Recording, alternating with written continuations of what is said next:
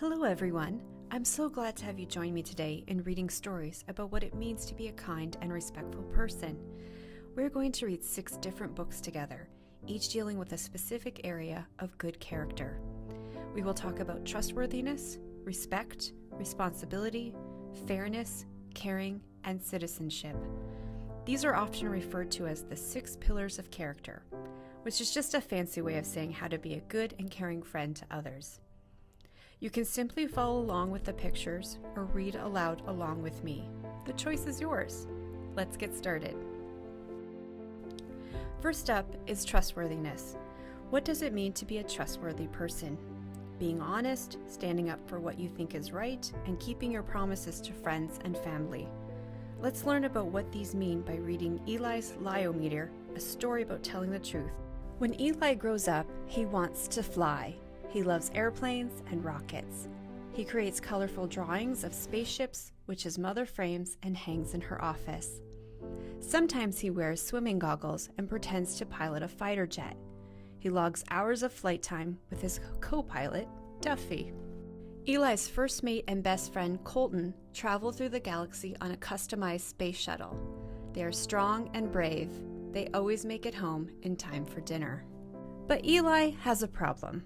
The problem started when the mailman delivered the super deluxe Lie-O-Meter. It looks like a regular clock, but whenever someone stretches the facts a bit, lights flash, dials spin, and outspits a ticket that shows the level of truth. Eli knows the difference between pretending and the real facts. Pretending is what he does when he orbits the Earth or battles sea monsters, and the real facts are what actually happen. But sometimes telling the real facts can be hard for Eli.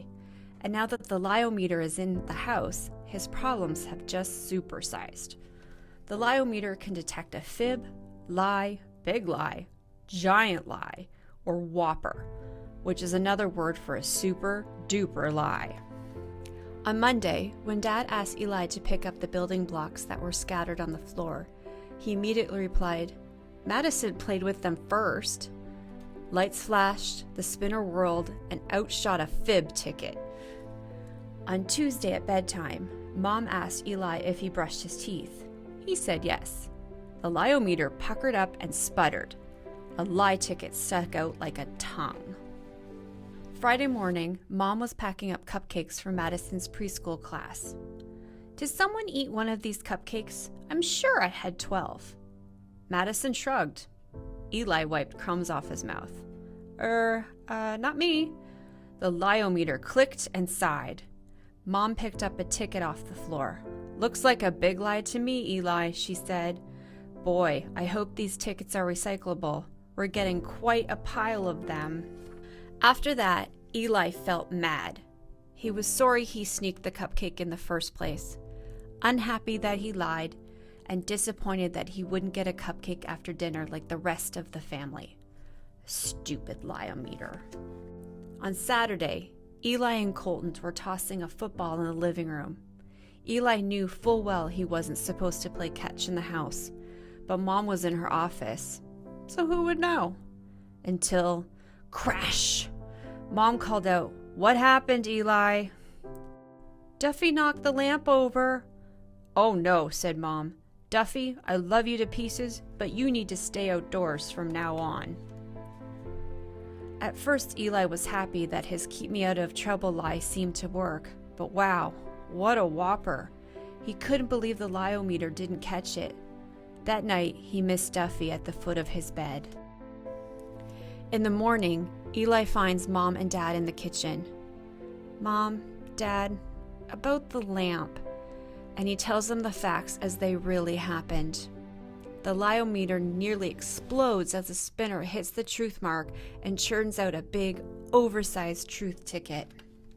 Dad says, "Eli, we understand. No one wants to get in trouble, but by lying, the wrong person, or dog, may get the blame. That's not fair." Mom says, "We're really proud of you for thinking about this and speaking up. Your bravery and honesty have been noted.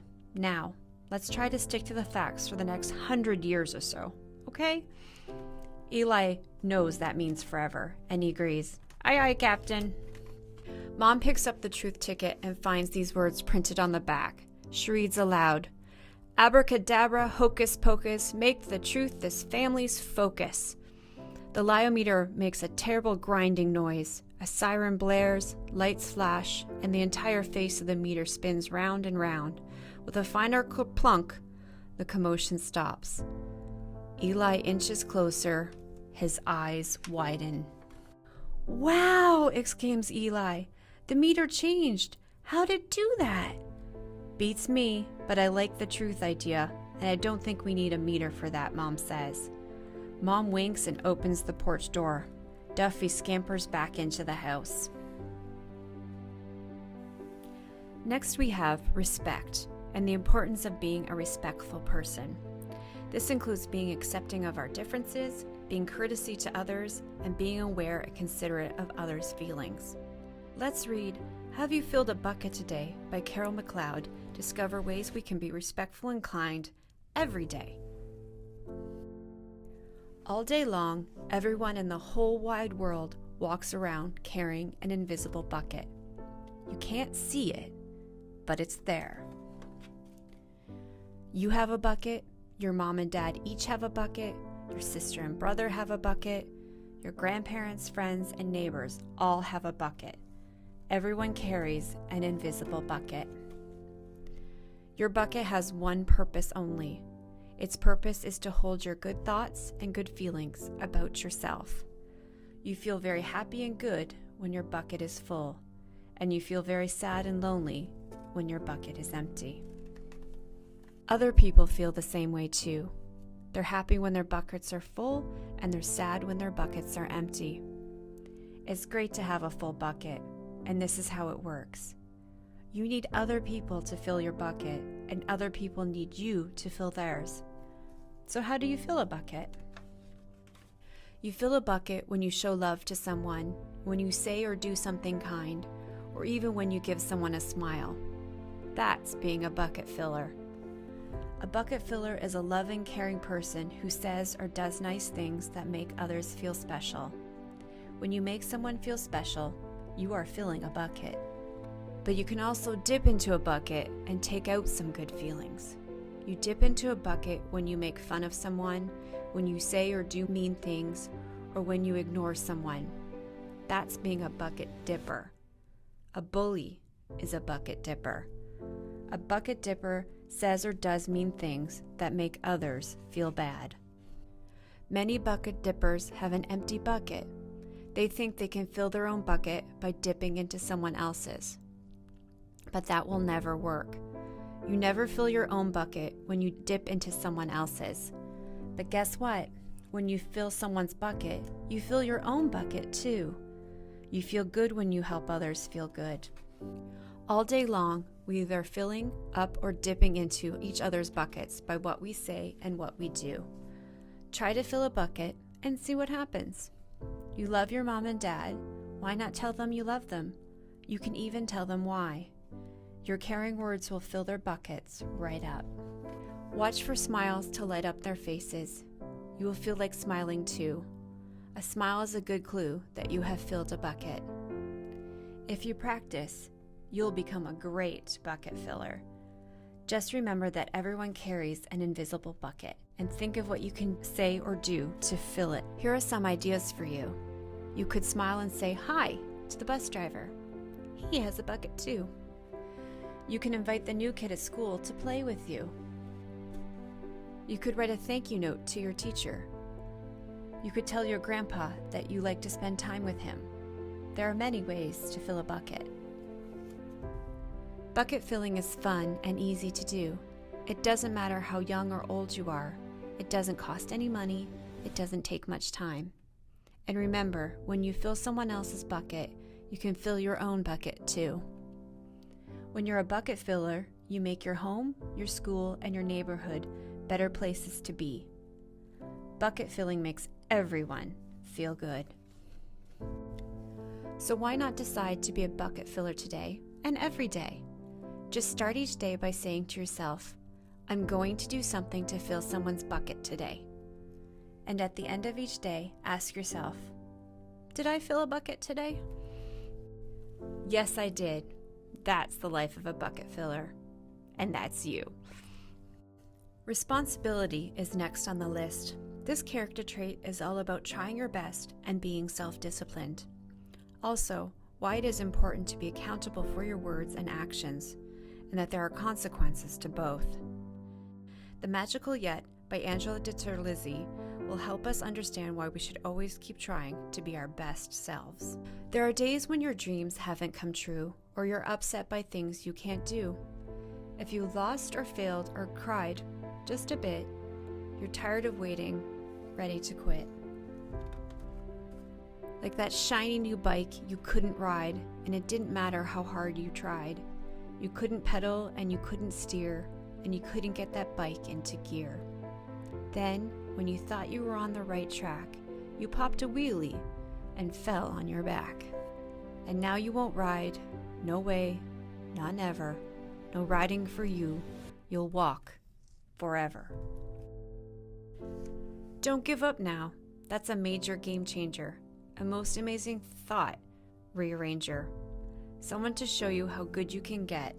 Now introducing the Magical Yet. With this Yet's magic, you can begin to see that you're going beyond where you've been. There are so many things that you've learned to do when you didn't know the Yet was with you. Like when you babbled before you could walk, or how you crawled before you could walk.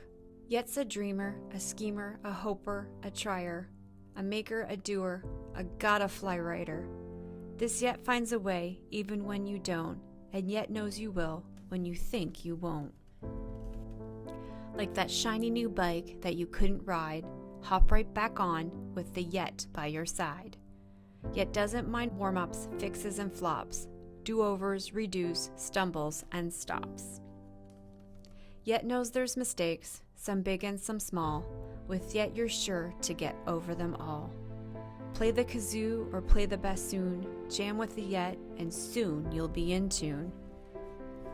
Try skateboarding tricks like the ollie heel flip, this Yet can get to the championship. Tongue twisters twisted your tongue in a knot, Yet says keep trying and practice a lot. Be patient, Yet can't do it all overnight. Some things take days, months, or years to get right. But if you keep leaping, dreaming, wishing, waiting, learning, trying, missing, with the Yet as your guide along the way, you'll do all the right things you can't do today. Now you're bolder, braver, starting to see, with Yet you can get where you want to be. You finally did it, Yet knew you could. You're not just riding, you're getting quite good. But don't stop now, you've got so much to do. The good news is, this Yet grows with you. So no matter how big or old you may get, you'll never outgrow, you'll never forget. You can always believe in the magic of Yet. We always want things to be fair, but what does fairness mean exactly? Part of it means to play by the rules and take turns and share, but it also means to be open-minded and listen to others. The Invisible Boy by Trudy Ludwig will help us appreciate why being fair makes us a really good friend to everyone. Can you see Brian, the invisible boy? Even Mrs. Carlotti has trouble noticing him in her classroom. She's too busy dealing with Nathan and Sophie. Nathan has problems with what Mrs. Carlotti calls volume control. He uses his outside voice inside too much. Sophie whines and complains when she doesn't get her way. Nathan and Sophie take up a lot of space. Brian doesn't. When the bell rings for recess, Mackay and JT take turns choosing kids for the kickball teams. The best players get picked first, then the best friends of the best players, then the friends of the best friends. Only Brian is left, still waiting and hoping. JT glances in Brian's direction and, just as quickly, looks away. "We've got enough players for each team," he tells the others. "Let's play ball." In the cafeteria, Madison and her friends talk about her birthday party. The rope swing over the pool was awesome, said JT. Yeah, so was the water slide, adds Fiona. That was the best pool party ever. I'm so glad you guys had fun, says Madison. Everybody did except Brian. He wasn't invited. At choosing time, while the other kids play board games and read, Brian sits at his table doing what he loves to do best. He draws fire-breathing dragons scaling tall buildings, space aliens locked in intergalactic battles, greedy pirates digging for treasure, and superheroes with the power to make friends wherever they go. On Monday morning, Mrs. Carlotti introduces Justin, a new student, to the class. Brian smiles shyly at him. Some of the other kids sneak looks at Justin, trying to figure out if he's cool enough to be their friend. They haven't quite made up their minds yet. At lunch, Madison and JT watch Justin eat with his chopsticks. What's that? Asks Madison as she points at Justin's food. It's Korean barbecue beef. My grandma made it for me. It's really good. Do you want to try some? There's no way I'd eat boogery ghee. And the kids laugh. All of them. That is, except Brian. He sits there wondering which is worse, being laughed at or feeling invisible. The next day, when Justin goes to his cubby to put away his backpack, he notices a piece of paper with his name on it. Justin, I thought the bulgogi looked good. Brian. At morning recess, Brian finds a piece of chalk on the ground and starts drawing away. You're Brian, right? Yeah. Thanks for the note. Hey, Justin, Emilio calls from the tetherball court. You're up next. Sorry, I gotta go, said Justin. By the way, that's a really cool drawing, he adds before taking off. Back in class, Mrs. Carlotti asks the kids to team up in 2s or 3s for a special project. The kids scurry around the room to pair off. Brian heads toward Justin. I'm already with Justin, says Emilio. Find someone else. Brian looks at the floor, wishing he could draw a hole right there to swallow him up. Mrs. Carlotti said we could have up to 3 people in our group. We're only 2. Come on, Emilio. Let him work with us. Okay, I guess. Mrs. Carlotti gives the class directions for the project. Your assignment is to work together to write a story about what you see in this photograph. Use your imagination and have fun. Whoa, cool, says Emilio. What kind of people do you think live in houses like that? I don't know, but I bet Brian could draw them to go with our story, says Justin. Brian smiles as he takes out his lucky pen.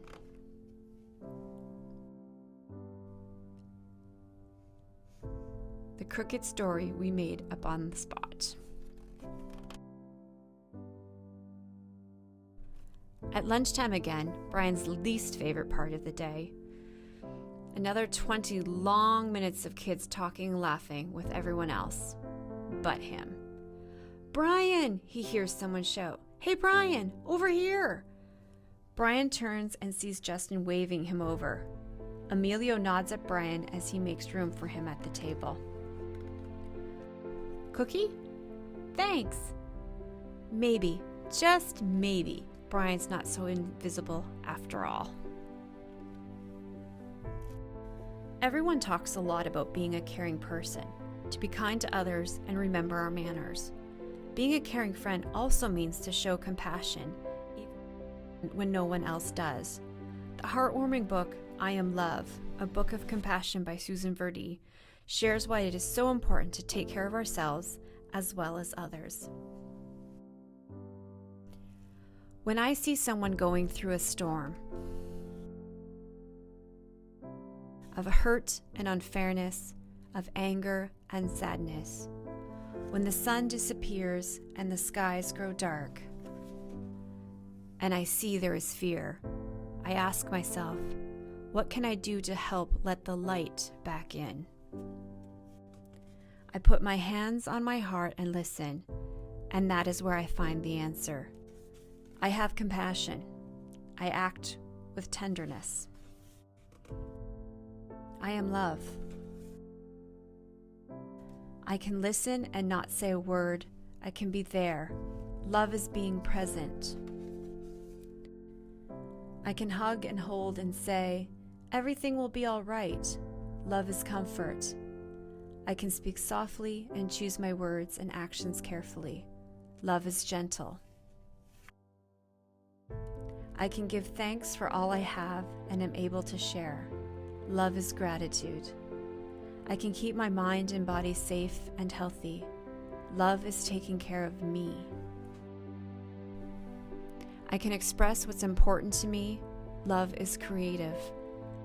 I can know that no one is perfect. Love is understanding.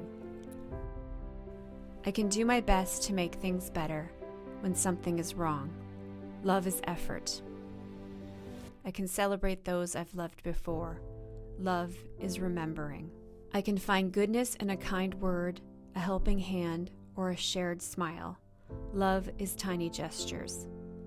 I can breathe in the air that the whole world shares and know all creatures are made from the very same stardust. Love is connection. When the clouds roll in for others and for me, I know now there is something I can do. I can let my heart lead the way. I am love. You are love. We are love. And with love, we will weather the storm and light up the sky. Together. Last, but certainly not least, we have citizenship. What does it mean to be a good citizen? First and foremost, it's about being respectful of your surroundings, your home, your school, your community. It's also about making choices that protect and respect those around you. Suppose you meet a dinosaur. A First Book of Manners by Judy Sierra will help us illustrate how easy it is to be a good citizen just by using polite words. You're shopping at the grocery store. Surprise! You see a dinosaur. That doesn't happen every day. So what are you supposed to say? Hello, I'm pleased to meet you. Imagine that the dinosaur is standing by a bathroom door. You have to pee. She's in your way. Quick, what's the proper thing to say? Excuse me. Commotion in the produce aisle. The dinosaur upsets a pile of apples and they roll away. If you pick them up, what will she say? Thank you. Your shopping cart begins to spin. It dings the dino on the shin. She roars a terrifying roar. What do you tell the dinosaur? I'm sorry. The dinosaur then gives you 4 banana chips, which you adore. She asks you, would you like some more? How do you answer the dinosaur? Yes, please. You want to buy some butter brickle. Yikes, you need another nickel. The dinosaur says, here's a dime. What are the magic words this time? Thank you, here's your change. Would you like some butter brickle? The dinosaur is worried that a brickle snack would make her fat. She does not want it, even slightly. How does she let you know politely? No, thank you. You find her glasses on the floor and hand them to the dinosaur. She smiles and says, why, thank you, dear. What words does she expect to hear? You're welcome. Out the door of the grocery store tromps the friendly dinosaur. She's waving as she drives away. I'm sure you know the words to say. Goodbye. It was nice to meet you.